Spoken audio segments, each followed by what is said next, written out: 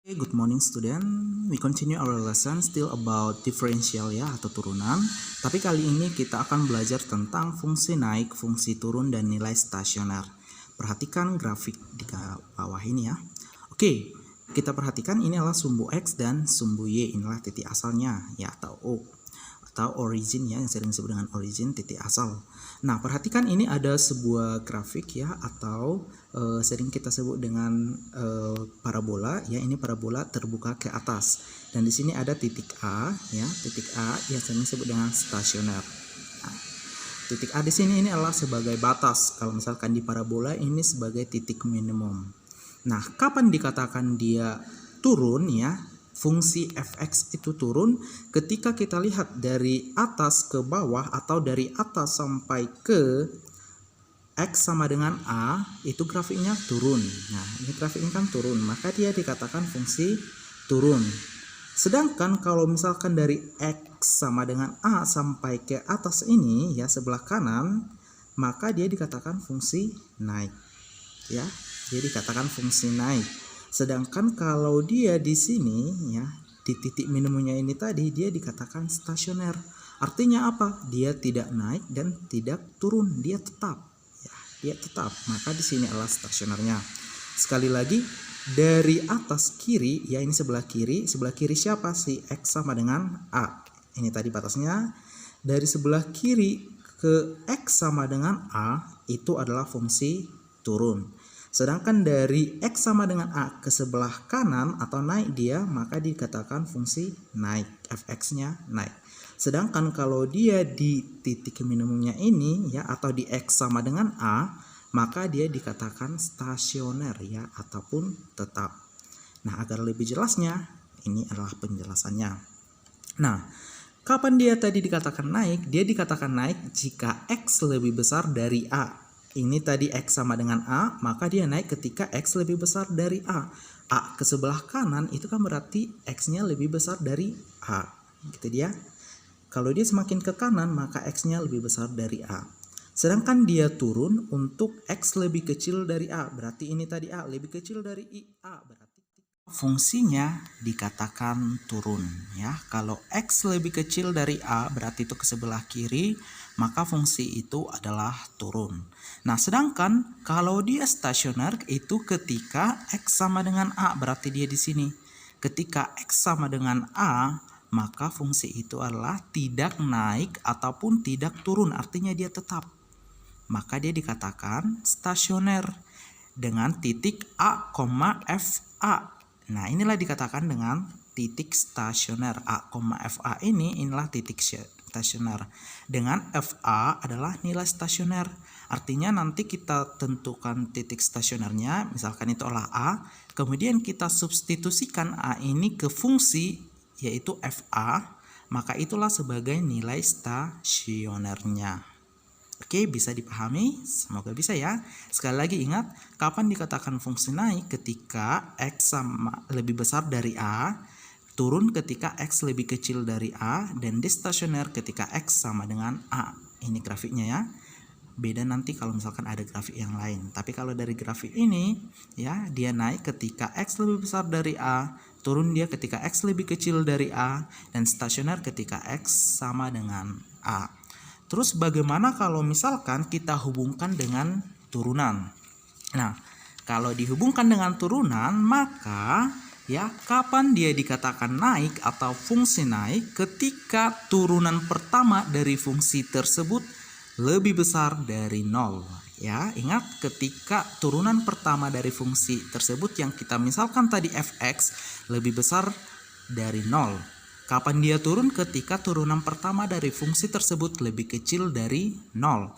Kapan dia stasioner? Ketika turunan pertama dari fungsi tersebut sama dengan 0. Jadi ini diingat, inilah nanti rumus ataupun acuan kita untuk menentukan apakah fungsi itu naik ataupun turun. Sekali lagi Bapak ingatkan, inilah nanti panduan kita untuk menentukan apakah fungsi itu naik ataupun turun. Atau satu lagi ya, dia stasioner ataupun tetap.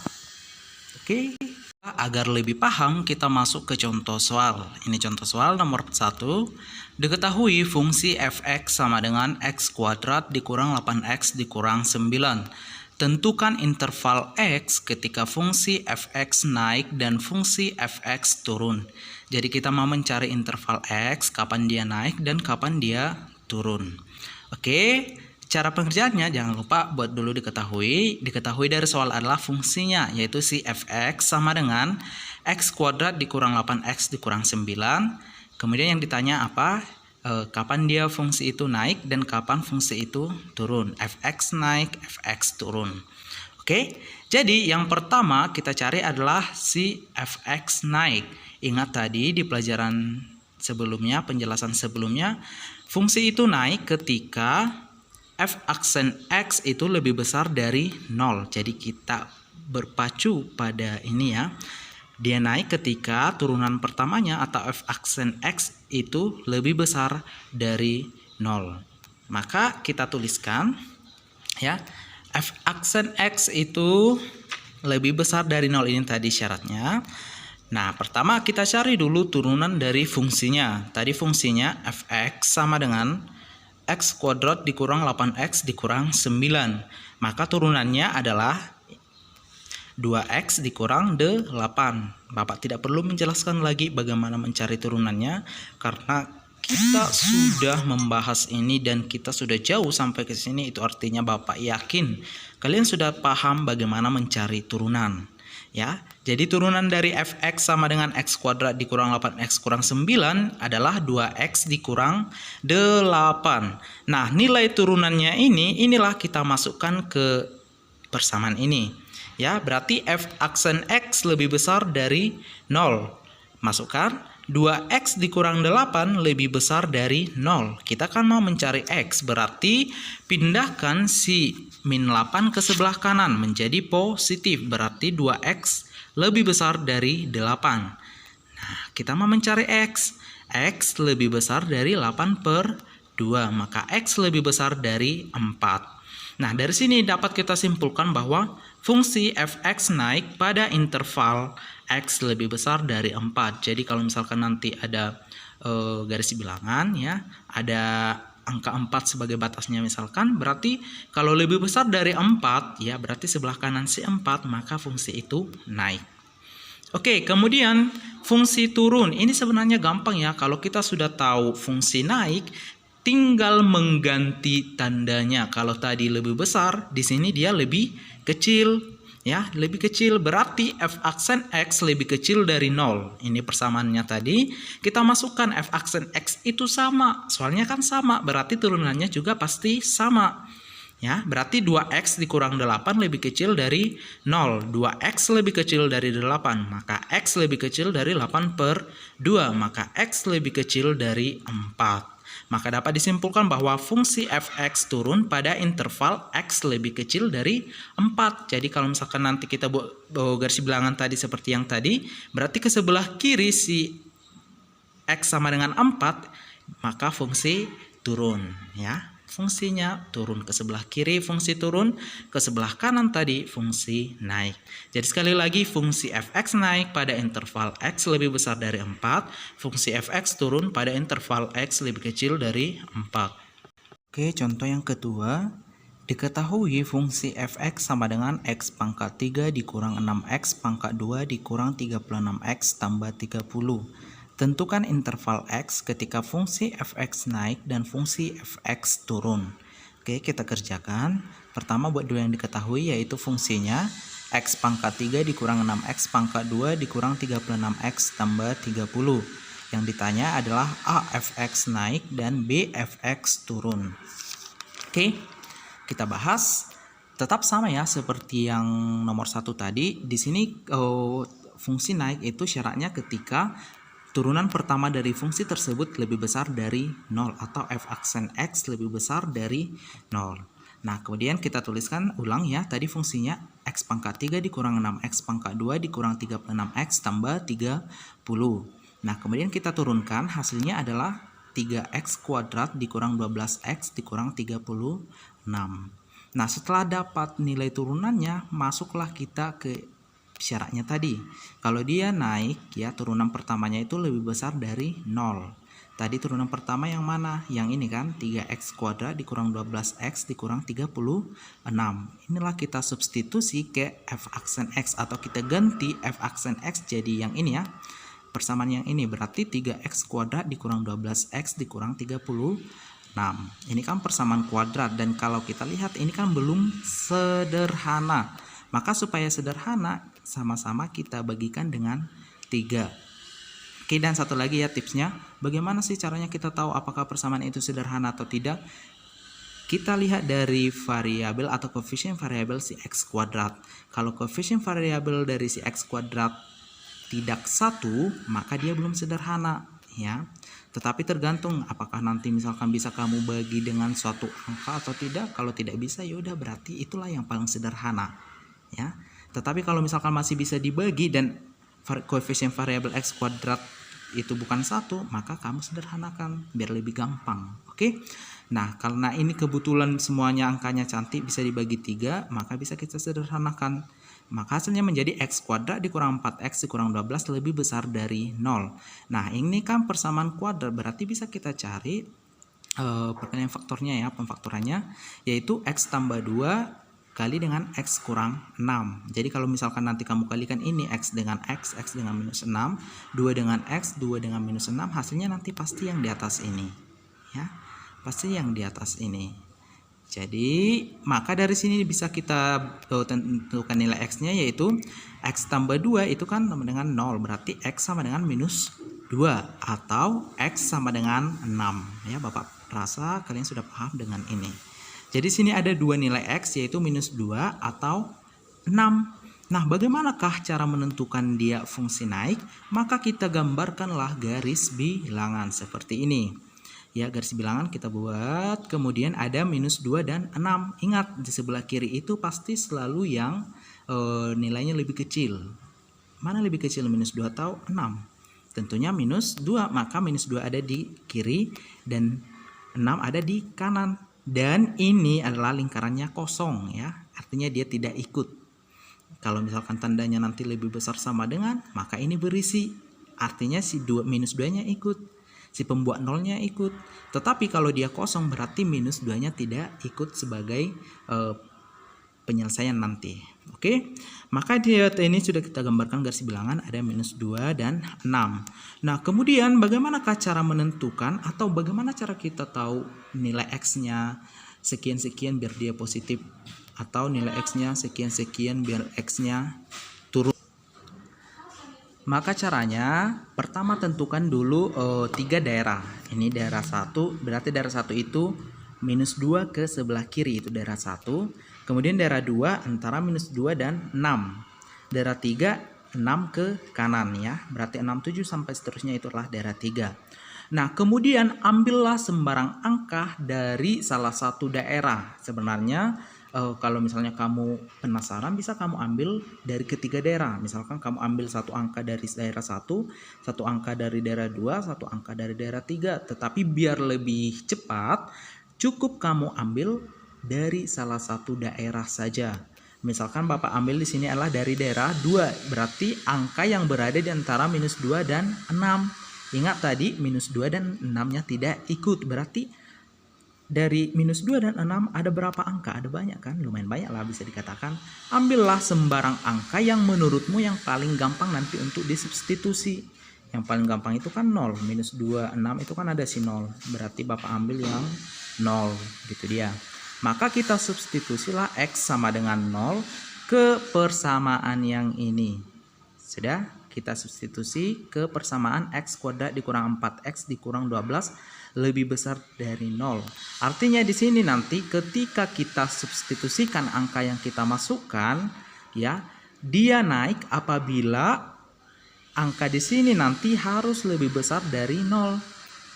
Atau dia bernilai positif. Tetapi kalau dia bernilai negatif, maka dia tidak dikatakan sebagai titik penyelesaian ya. Tidak dikatakan titik penyelesaian karena syaratnya tadi sini adalah harus lebih besar dari 0. Kita coba dulu kita substitusi apakah dia bernilai positif atau negatif. Ya, kita substitusi ini tadi persamanya x kuadrat dikurang 4x kurang 12 lebih besar dari 0. Kita ganti x jadi 0, berarti 0 kuadrat dikurang 4 kali 0 kurang 12 lebih besar dari 0. 0 dikurang 0 kurang 12 itu hasilnya minus 12 lebih besar dari 0. Apakah minus 12 lebih besar dari 0? Tidak, dan bilangannya bernilai negatif. Berarti di tengah-tengah ini kita pastikan nanti kalau kamu substitusi mau angka berapapun mulai dari minus 2 sampai 6 itu hasilnya pasti negatif. Jadi tidak sesuai lagi dia fungsi naik. Ya. Ingat tadi kalau dia naik harus positif, kalau dia turun harus negatif. Ternyata di daerah 2 dia negatif, berarti ini bukan interval untuk fungsi naik. Nah, kalau di garis bilangan lagi yang perlu kamu ketahui, kalau sudah kamu cari daerah ya, daerah 2 misalkan kita cari tadi, kita substitusikan sembarang titik yang berada di daerah 2 ternyata hasilnya negatif, itu secara otomatis ya kiri dan kanan pasti positif. Positif, positif, negatif, negatif, positif, positif. Jadi kamu tidak perlu lagi mencari sembarang titik di sini, sembarang titik di sini. Tidak perlu lagi kamu carikan. Cukup yang di tengah-tengah atau cukup hanya di sebelah ini, pasti itu nanti kelang-keling. Contohnya, kalau di sini minus, di sini pasti positif, di sini pasti minus, ya.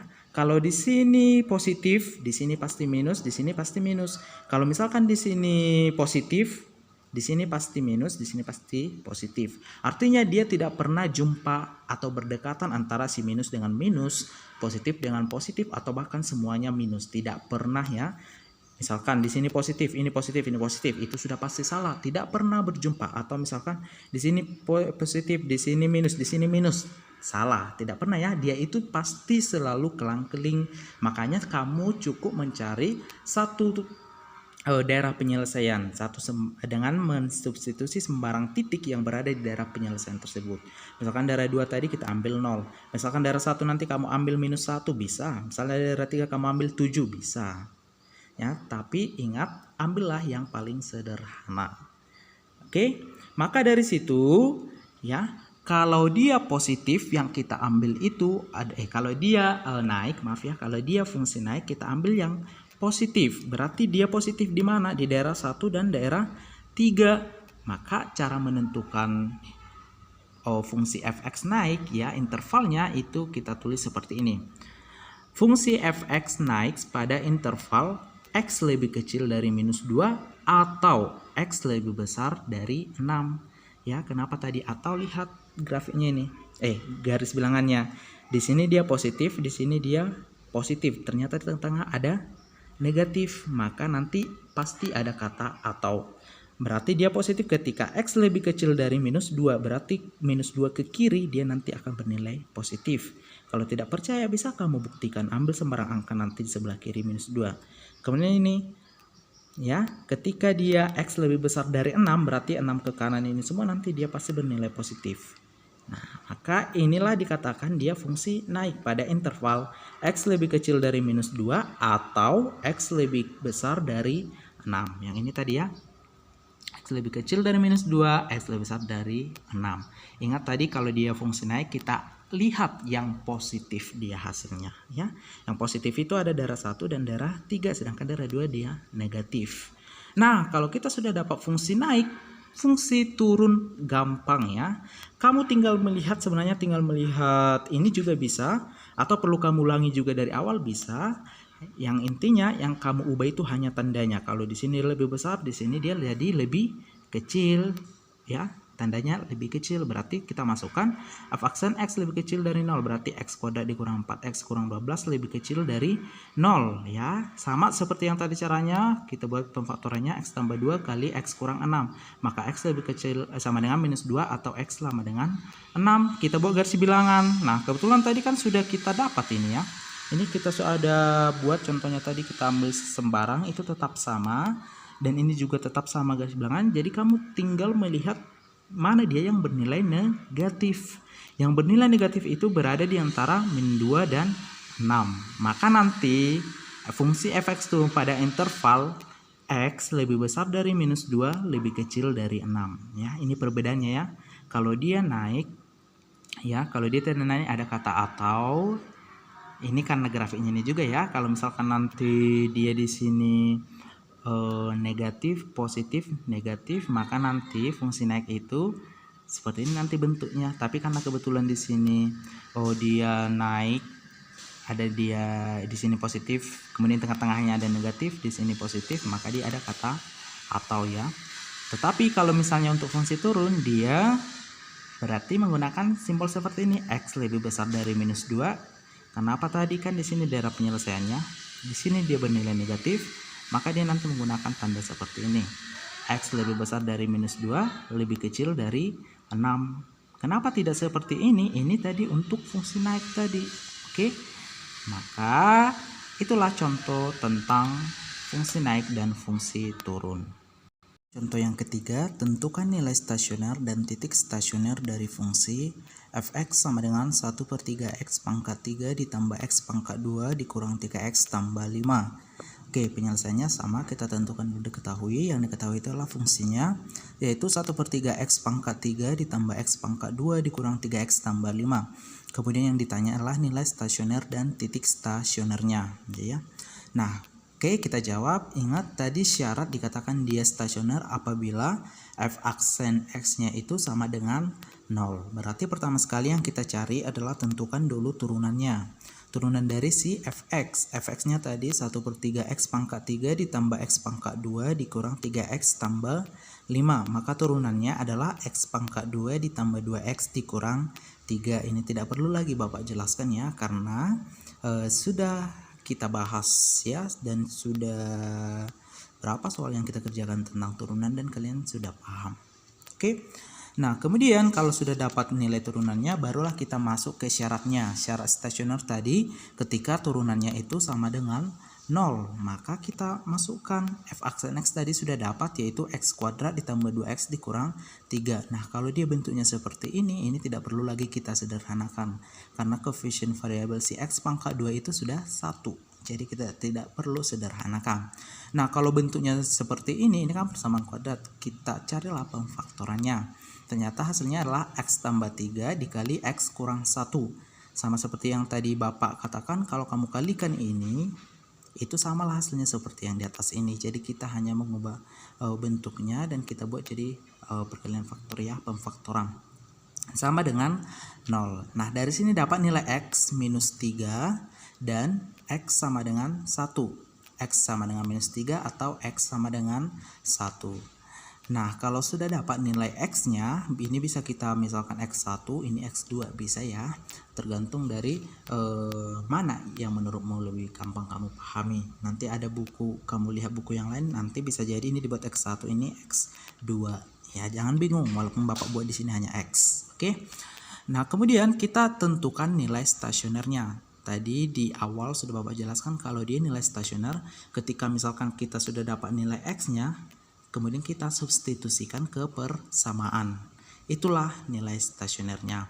Nah, pertama tadi kan dapat x sama dengan minus 3, maka kita substitusilah x sama dengan minus 3 ke persamaan. Ke soalnya ya, ke soal. Jadi setiap ada variabel x ganti dengan minus 3, maka inilah dia hasilnya.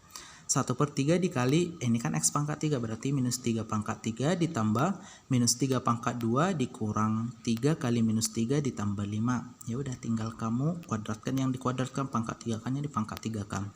Minus 3 pangkat 3 itu berapa? Minus 27. Minus 3 pangkat 2 berarti jadi positif, tambah 9.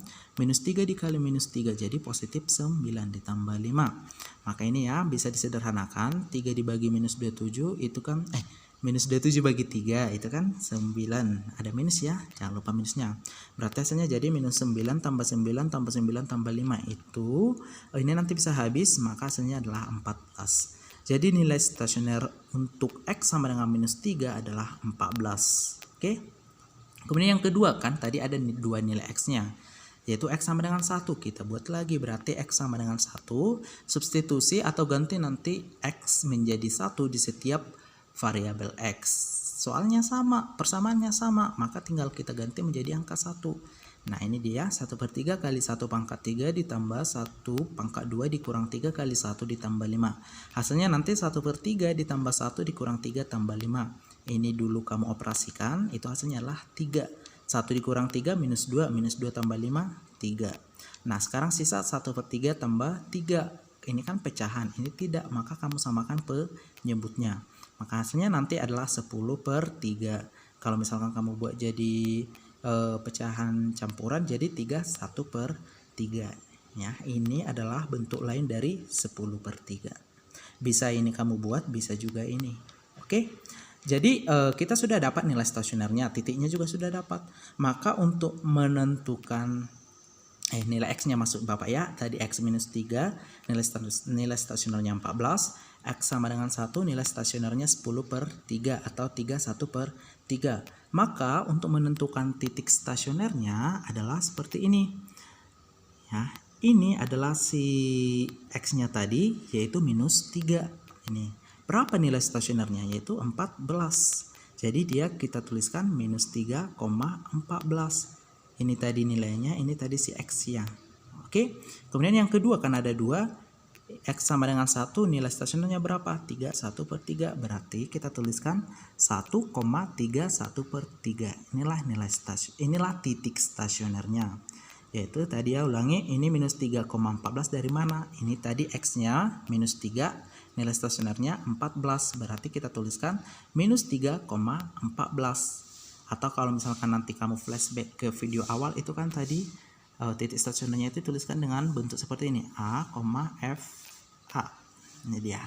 Jadi kalau di sini ini jadi X, ini F, X. Berarti ini X tadi berapa? Minus 3. Oke, 14 ini dapat dari mana? Ketika kamu substitusi X di sini ke persamaannya, itu dia. Jadi titik stasionernya adalah minus 3,14 dan 1,31/3. Kalau ditanya hanya nilai stasionernya, yaitu 14 dan 3 1/3. Dari mana dapat 14 ini? Ketika X-nya minus 3. Dari mana dapat 3 1/3? Ketika X-nya 1. Oke, demikian pelajaran kita hari ini. Diulang-ulangi lagi, coba dipahami, dipindahkan ke catatannya biar lebih gampang nanti sambil diputar video ini. Oke, thank you.